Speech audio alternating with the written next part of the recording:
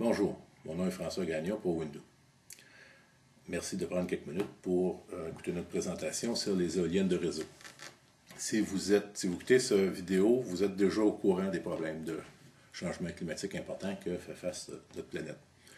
Et problèmes qui sont directement liés à la consommation d'énergie fossile, pétrole, gaz, charbon, qui sont brûlés pour produire de l'énergie. L'énergie qu'on a besoin, qui fait partie de notre niveau de vie, énergie dont la demande ne baissera pas dans le futur parce qu'il y a plein de pays émergents qui ont besoin de plus d'énergie et c'est bien. Ces pays-là évoluent vers un meilleur niveau de vie. Mais si on continue à dépendre des énergies fossiles, on va asphyxier la planète carrément. Donc, on a besoin de plus en plus d'énergie renouvelable et idéalement, il faudrait que toutes les nouvelles demandes de production d'énergie dans le futur soient faites par des énergies renouvelables et des énergies propres. Le problème des énergies renouvelables, c'est qu'elles ont besoin de subventions. Elles ne sont pas assez efficaces pour l'instant pour être directement compétitives avec les énergies fossiles. Et les gouvernements ont de plus en plus de problèmes d'argent à travers toute la planète. Donc, ils ont de moins en moins d'argent pour subventionner les énergies renouvelables propres. Dans le cas particulier des éoliennes, en plus, on a un problème de bruit, on a un problème de nuisance visuelle qui perturbe, qui fait que les gens ne veulent pas avoir ça près de chez eux. Et on a même un problème de coût, parce que ces machines-là, on a encore un problème de coût, ces machines-là exigent des subventions, des feed-in tariffs, des prix privilégiés d'achat d'électricité, genre 9, 10, 11 sous le kilowattheure, qui de moins en moins d'intérêt pour ça, pour le gouvernement et pour les compagnies distributrices d'électricité. La solution de Window, c'est une éolienne beaucoup plus petite qui va être utilisée en réseau. Donc, au lieu d'avoir une grande éolienne, on va avoir plusieurs petites éoliennes qui vont faire le même travail. Donc, les petites éoliennes de Window, les éoliennes de réseau de Window peuvent se substituer aux éoliennes géantes et éventuellement au parc d'éoliennes géantes. Sauf que, parce que c'est une grandeur, les éoliennes sont d'une grandeur plus humaine, l'installation, la fabrication, tout ça, ça peut se faire sur une base très productive en usine et on peut réduire les coûts d'installation par mégawatt de façon importante. Alors, à titre de comparaison, un parc d'éoliennes géantes, on s'attend à des coûts entre 2 et jusqu'à 3 millions par mégawatt installé pour la production d'énergie éolienne avec les éoliennes géantes actuelles.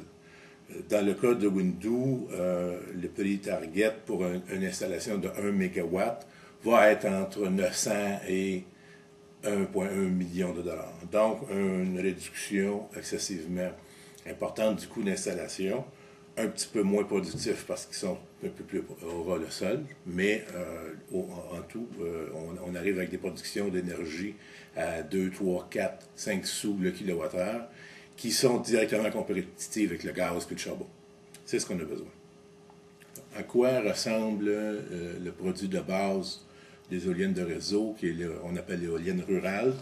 C'est essentiellement une éolienne de type Darius, mais c'est une éolienne à étage qui permet d'adapter, chaque étage étant modulable en fonction des vitesses de vent spécifiques, qui permet d'adapter de façon très spécifique la production d'éoliennes à des sites. Donc, des sites peu venteux, on va avoir des éoliennes qui vont être productives avec des vents à basse vitesse, et des sites très venteux vont être productifs dans des plages de vent plus haut. L'installation d'éoliennes de réseau, dans le cas de l'éolienne rurale, ça se fait dans les fossés des terres cultivables. Donc, on n'utilise pas de terrain cultivable pour faire de l'énergie et l'accès à ces terrains-là est facile. Les terres cultivables, c'est des espaces assez plats et assez lisses, donc les vents sont bons. C'est un bon lieu pour implanter les éoliennes. L'éolienne de réseau peut aussi s'installer sur le toit des immeubles ou alentour, dans les parcs industriels, alentour des immeubles industriels.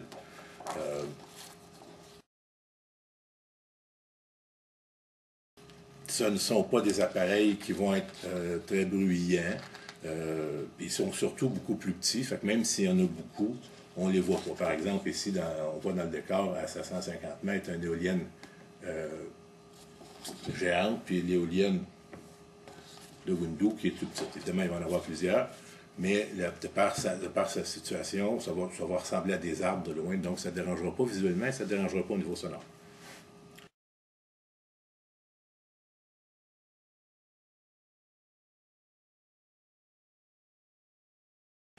Si c'est bon, si bon que ça, pourquoi est-ce que Windows a de la misère à trouver de l'argent, avait besoin de recourir au crowdfunding? Les joueurs de l'industrie énergétique renouvelable ont déjà des installations importantes, par exemple dans le cas des éoliennes, pour fabriquer des éoliennes géantes. Et ces installations, ce sont des choses immenses, ce sont faites pour des projets spécifiques. Ces usines-là sont à utilisation unique.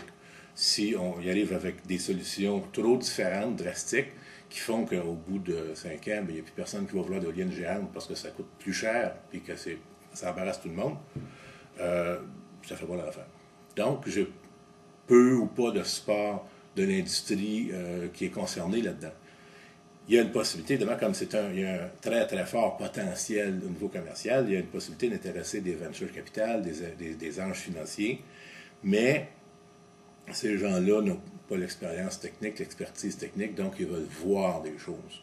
Ils ont besoin de voir l'appareil, de pouvoir lui toucher, puis de pouvoir mesurer les rendements et de faire l'analyse de coûts. Donc, j'ai besoin de fabriquer un prototype et c'est pourquoi le crowdfunding est la seule solution possible actuellement.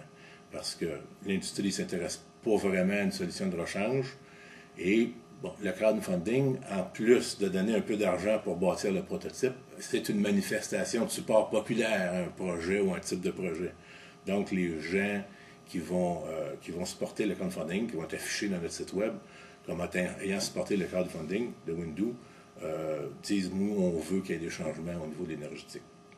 Et finalement, le crowdfunding va permettre de rejoindre avec des petits montants des entreprises de venture capital, des entreprises, des anges financiers qui vont pouvoir suivre l'évolution mois par mois de loin et lorsque vraiment le prototype va sortir, ils vont être aux premières loges pour juger de l'intérêt du produit. Alors, merci de votre attention. Dernière chose, si vous appuyez Windows dans la campagne de crowdfunding, dites-le à vos amis, s'il vous plaît, parce qu'on a besoin de beaucoup d'appui. Merci beaucoup, bonne journée.